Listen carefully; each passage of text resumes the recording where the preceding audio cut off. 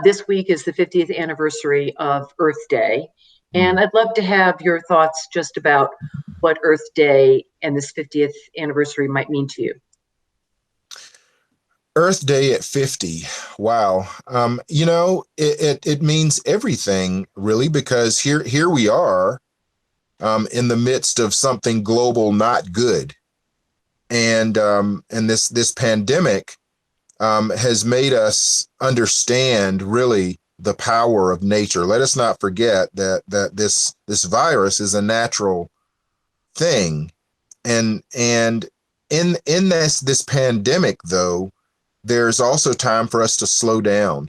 And there have been some amazing things that have happened during this pandemic. I was reading an article just the other day that talked about people in some portions of India being able to see the Himalayan mountain range that they had not seen in decades because of the smog.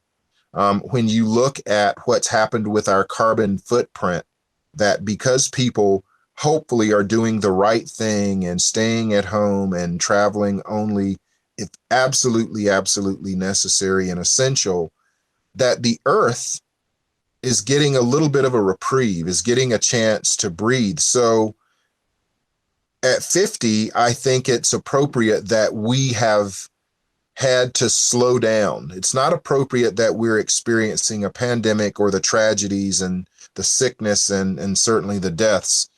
But I think if there is any sort of silver lining to this very dark cloud, is for us to slow down and understand who it is that we are as beings and creatures of the earth. That we can be affected by sickness and disease as all sorts of wildlife can, and really as ecosystems can. So that as we pollute, as we poison the earth, as we fragment habitats, as we warm the earth prematurely, that all of those things are things that we can now think about in ways and say, okay, when things return to normal, let's not let things return to normal. Let's think about those things that we learned while we were slowed down that can actually help us be better.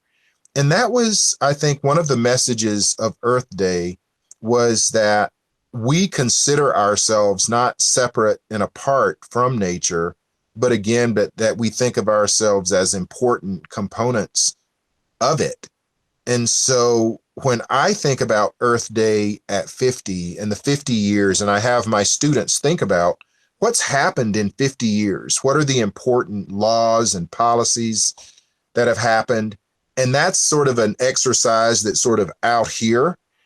But the exercise that we can think about is to think about those birds that we may be watching out the window, to think about how we share the earth with them.